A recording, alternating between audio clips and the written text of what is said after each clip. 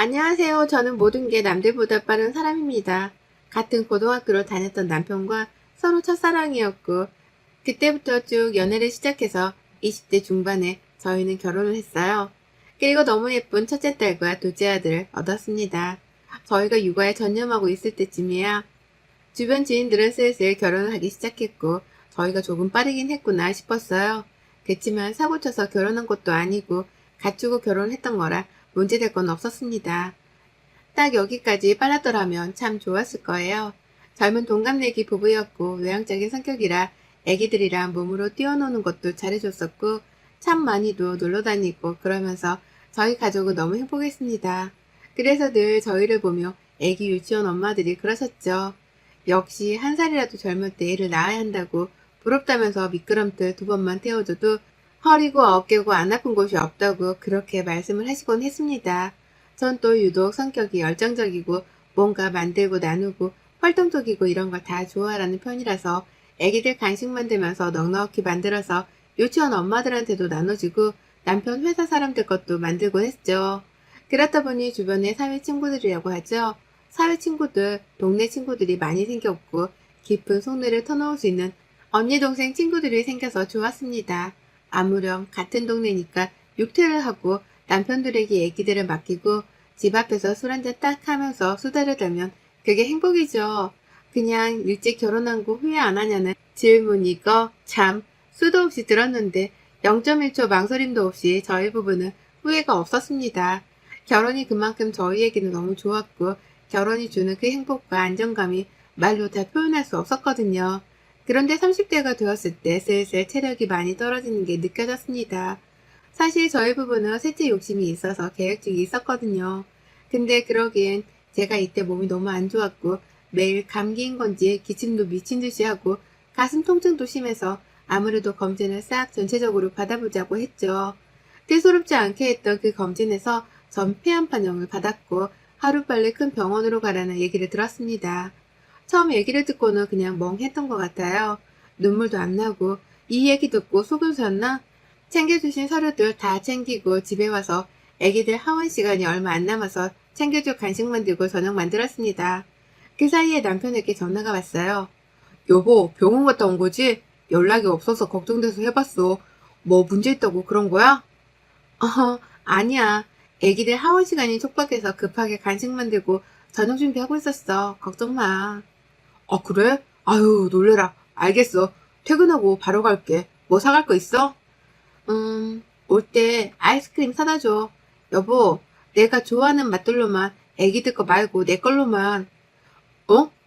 그래. 알겠어. 사갈게. 저녁에 보자. 고생해.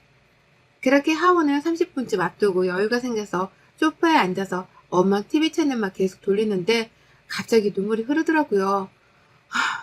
가장 먼저 들었던 생각이 우리 애들 어쩌지였습니다.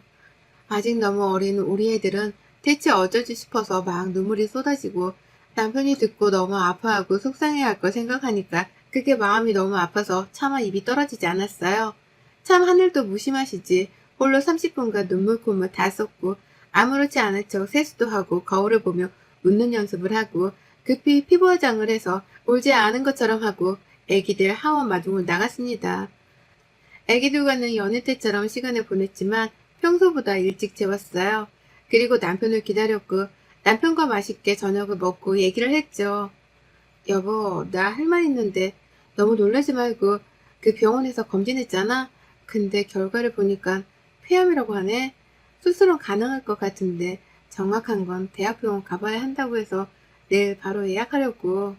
뭐? 아니, 어떻게 그럴 수 있지? 아니야? 어? 왜 내가 폐암인 줄은 모르겠는데 맞대. 아무튼 그렇다네. 그리고 남편과 저는 한참을 끌어안고 오열을 했고 이성을 되찾은 후 가장 유명한 대학병원들로 전화를 싹 돌려서 예약 대기를 걸어뒀습니다. 2주 한 달씩 걸리는 대기를 보니까 마음이 조급했어요. 그 사이에 악화되면 어쩌지 싶더군요. 전 그 이후로 식단 관리를 철저하게 하려고 노력했습니다. 가족들이야 평소처럼 해줬지만 전 혼자서 관리를 했고 운동도 더 열심히 했어요. 우리 애기들 아직 초등학교도 안 갔는데 제가 건강해져야 하잖아요. 이 행복한 결혼 생활이 지옥 같은 건 폐암 선고뿐 아니라 딱 하나 더 있었는데 시집살이였습니다. 시모는 첫사랑인 저희가 결혼하는 것 자체가 마음에 안 들어 하셨어요. 사람을 더 많이 만나보고 경험을 쌓고 결혼을 해야지 뭐하러 그렇게 둘이서 내내 만나다 결혼하냐는 거였죠. 결국 남편이 더 좋은 여자를 만날 수 있는데 제가 발목을 잡았다는 식으로 늘 구박을 하셨지만 제가 또 이런 거에 기죽고 입 내미는 성격이 아니라 쿨하게 받아쳤습니다. 에휴, 요즘 보면은 그렇게 길게 연애만 하다가도 막 몇 개월 만나고 더 좋은 사람이랑 결혼하고 그런다는데 니들은 아무것도 모를 때 만나서 뭣도 모르고 그냥 결혼했으니 나중에 이혼해도 모른다.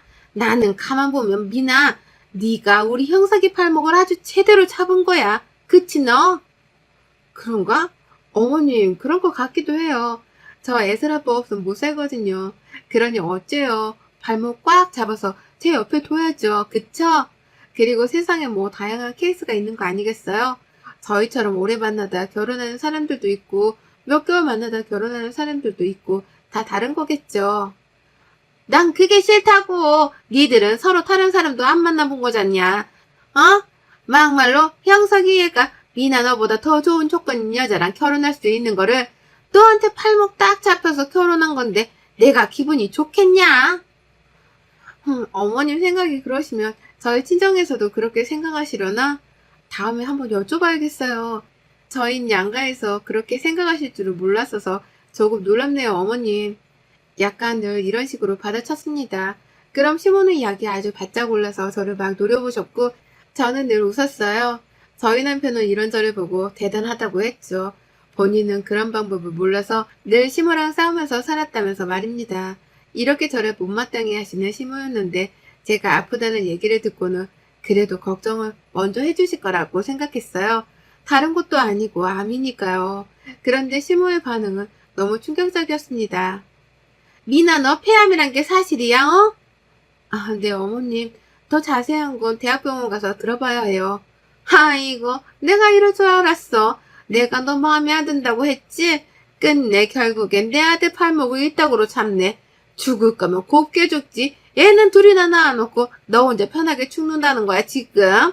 그럼 우리 아들은 혼자 호래비로 애들 키우기 뻔한데. 아이고, 세상에, 진짜. 네? 어머님, 어떻게 그런 말씀을 하세요? 야, 너도 네 새끼들 있으니 내 마음 이해하잖니. 남의 새끼가 우선이냐? 내 새끼가 우선이지. 너야 뭐 니네 부모가 걱정해줄 거고 그래서 너 뭐 죽는다는 거야? 어쩐다는 거야? 정확히 말을 해봐. 그래야 대비를 하지. 난 절대로 우리 아들 호래비로 해 혼자 키우는 거를 못 본다. 어머님은 뭐 그냥 벌써 절 죽이시네요. 저 죽으면 애슬 아빠 세장가 들라고 하세요.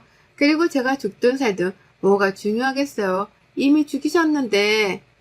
시모는 제게 괜찮냐는 말 한마디도 없이 제가 죽는 건지 그런 본인 아들이 홀로 애 둘을 키울까봐 그게 걱정이었던 겁니다.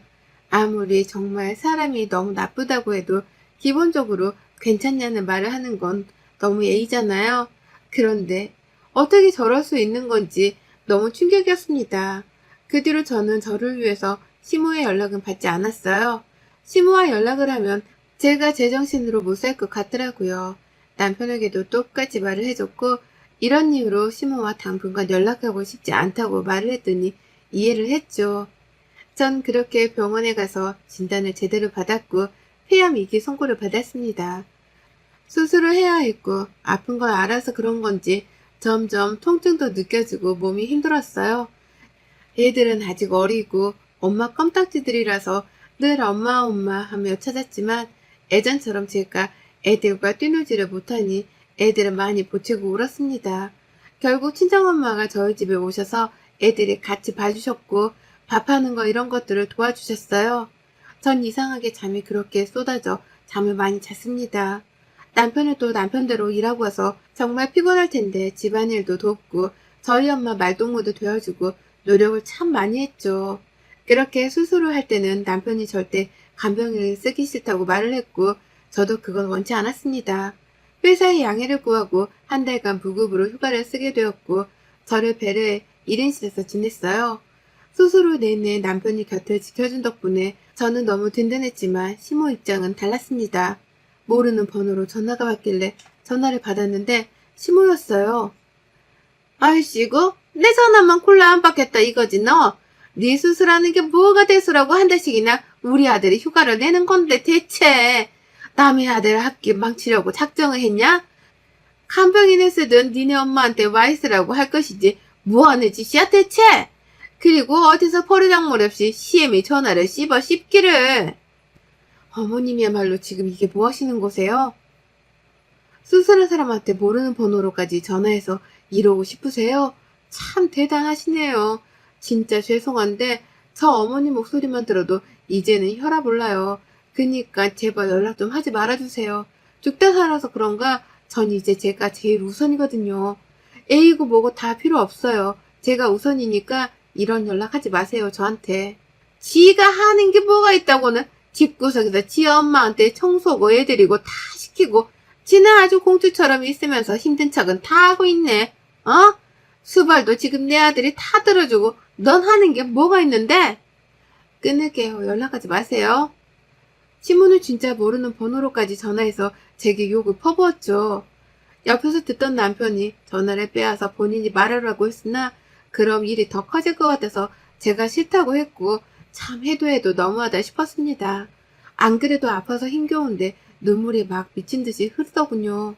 병원에서는 일주일 조금 안 되는 시간 동안 있었고 퇴원을 한 후 집에 가보니 애들이 저를 보고 막 끌어안겨 울더군요. 어디 갔다 이제 왔냐고 많이 아프냐고 하면서 말입니다. 그리고 그 뒤에서 소리 없이 울고 계신 친정엄마를 보는데 마음이 찢어지는 줄 알았어요. 폐암 수술을 하고 나서 후 관리가 굉장히 중요하다는 걸 알았는데 남편과 저희 엄마는 집을 거의 철저하게 준비를 해놨더군요. 안방은 거의 무슨 청정구역이라고 해도 과언이 아닐 정도였고 집안 곳곳에 새로 생긴 공기청정기 여러 대와 소독기뿐 아니라 식기소독하는 것도 구입을 했더라고요. 면역이 많이 약한 상태이고 감기만 걸려도 위험할 수 있는 상황이라 집안 온도 조절도 철저하게 해줬고 폐암 수술 후 좋은 음식들로 맛있는 한 끼 한 끼를 정성껏 해주셨습니다. 제가 원래도 살이 별로 없는 편이었는데 아프고 나서 잘 먹어도 살이 빠지더라고요. 그래서 마른 체형으로 보이게 되었고 제가 봐도 참 볼품없고 뼈다귀 같고 아파 보여서 싫었습니다. 머리도 자꾸 빠지고 거울을 보면 너무 우울해서 안방 화장실 거울도 그냥 가려버리고 거울을 보지 않았어요. 우울감이 빠지기 싫어서요. 온 가족이 다 낮잠을 자고 있던 주말이었는데 초인종 소리에 깼어요. 보니까 시모가 왔다는 겁니다.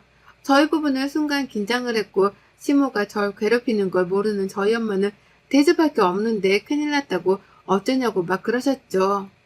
안녕하세요. 잘 지내셨죠? 세상이 이렇게 뵙네요. 아, 네, 미나 있죠? 네, 있죠, 미나.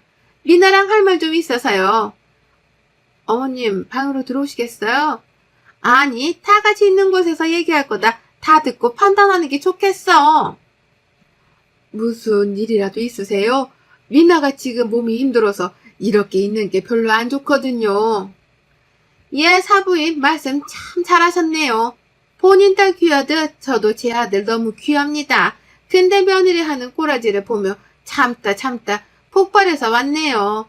CM이랑 연락하기 싫다고 연락 다 씹어버리질 않나? 제 아들 팔목 잡은 거 맞으니까 그렇게 아시라고 하질 않나?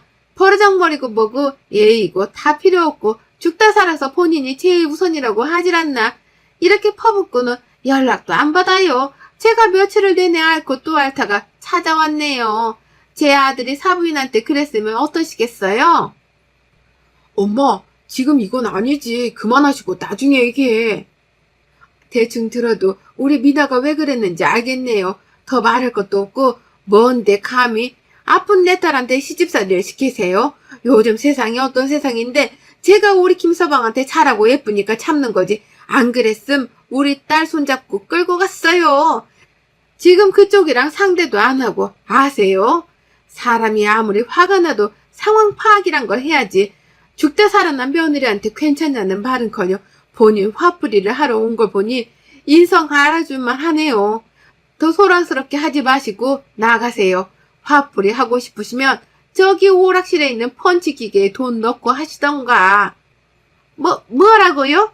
아주 이제 보니까 그 애미의 그 딸이 따로 없네. 김서방, 당장 자네 어머니 배웅 안 하고 뭐하고 있어? 우리가 나갈까? 아니요, 장모님. 제가 해결할게요. 시모는 결국 본인 화풀이를 하러 찾아왔고 이 사건 때문에 친정엄마까지 모든 걸 알게 되었습니다. 엄마께서는 그가 왜 말을 하지 않았냐며 너무 속상해 하셨고 시모를 보내고 온 남편과 한참을 대화했죠. 한 번만 더 이런 일이 있거나 이런 대우하는 걸 보면 가만두지 않겠다고 하셨어요. 부부가 아무리 행복하게 살아도 시모가 가운데서 저렇게 시집살이를 자꾸 시키면 골병 드는 거라고. 안 그래도 몸도 아프고 스트레스 받으면 안 좋다는데 이건 아니라고 말씀을 하셨습니다. 그러면서 냉정하게 들릴지 몰라도 또 이러면 난 내 딸을 지키기 위해서 둘이 이혼시킬 거라고 하셨어요.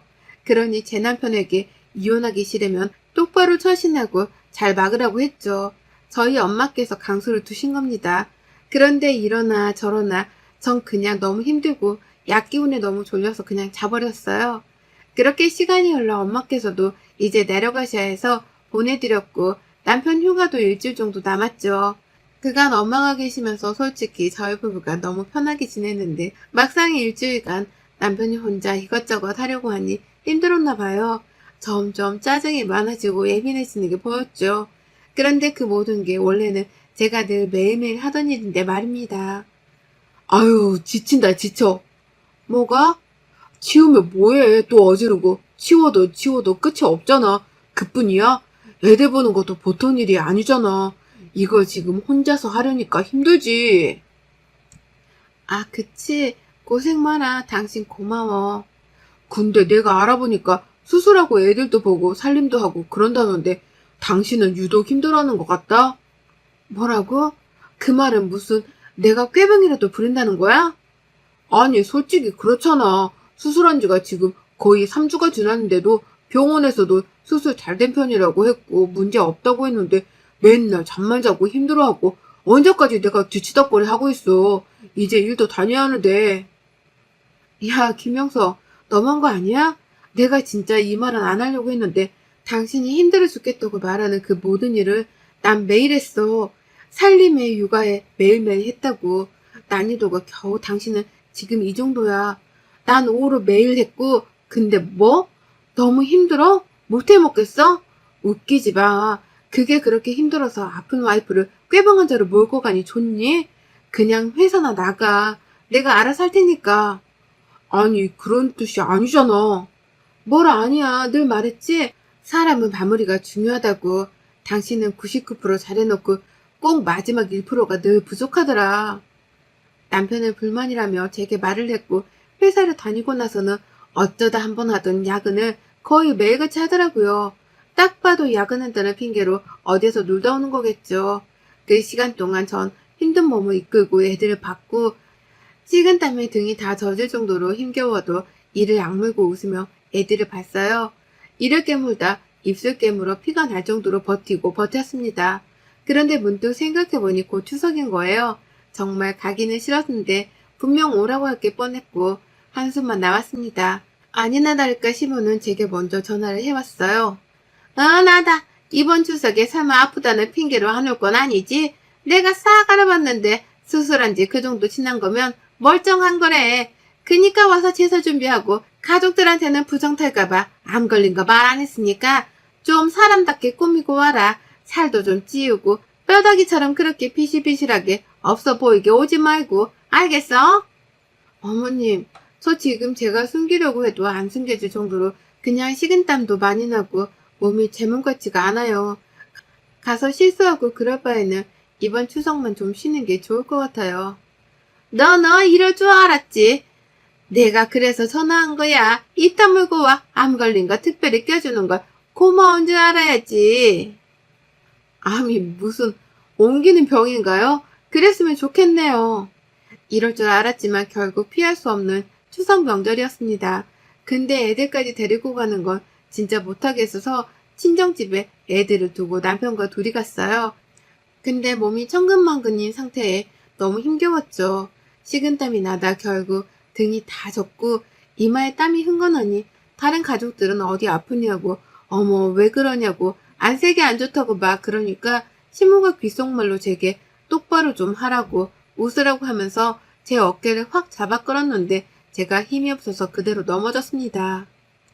시모는 그런 저에게 쇼하지 말고 쳐 일어나라고 했고, 서러움과 아픔뿐 아니라 몸이 제 마음대로 따라주질 않으니까 미치겠더라고요. 그래서 그냥 제가 가족들에게 말했죠. 제가 폐암 위기라 수술한 지 지금 한 달 조금 넘었는데 몸이 아직 회복이 덜 된 건지 힘들어요. 그래서 이번 추석은 쉬고 싶다고 했는데 어머님이 안 된다고 하셔서 왔거든요. 그래서 도움이 안 되더라도 양해 부탁드려요. 아이고, 폐암 그게 뭐라고 쇼를 하고 있다. 아주 너 유난 떨지 마. 아픈 척 쇼하지 말라고. 별것도 아닌 걸로. 얘 때문에 글쎄 우리 형석이가 한 달이나 휴가 내고 쟤 돌봤잖아. 그게 말이냐? 내가 열받아서 집에 쳐들어갔는데 쟤네 엄마가 있더라고. 근데 말하는 싸가지를 보니까 딱 그 애미의 그 딸이야. 둘이 여시 같은 게 딱 닮았더라. 주둥이만 살아가지고. 정말 더 이상 못 참겠더라고요. 어디서 그런 힘이 나왔는지 모르겠는데 너무 열받아서 저는 기껏 만든 음식들을 모아둔 상을 다 뒤집어 엎어버렸고 전들은 시모 얼굴에 다 던져버리면서 말했죠. 그래, 별것도 아닌 폐암 걸렸어. 진짜 별것도 아니니까 당신도 꼭 걸리라고 내가 기도하고 고사까지 지내줄게. 알겠지? 꼭 걸리세요. 꼭 안 걸리시라고 이왕이면 손도 못 쓸 정도의 말기 딱 그 정도 좋겠네. 워낙 심포가 고약하니까. 참, 그리고 암이 무슨 전염병인 것 마냥 불결하다고 자꾸 그래서 불결한 년이 만든 것들 다 버렸으니까 안 불결한 년이 직접 음식에서 차례 지내세요. 별거 아니야 안 걸린 불결한 년은 사라져 드릴 테니까 꼭 안 걸리세요 어머님. 기도할게요. 그렇게 나오는 길에 서 있던 병풍까지 발로 확 차버렸고 시모가 아끼는 도자기가 현관 옆에 있었는데 그것도 깨버리고 나왔습니다. 그리고 이혼하고 친정 부모님과 집을 합쳐서 애들과 함께 살고 있어요. 저도 애들도 몸도 건강도 안정을 찾았습니다. 그리고 마지막에 너무 시원하게 나와서 그런가 후회도 없고 미련도 없답니다. 여러분의 생각은 댓글로 남겨주세요. 오늘도 시청해 주셔서 정말 감사합니다.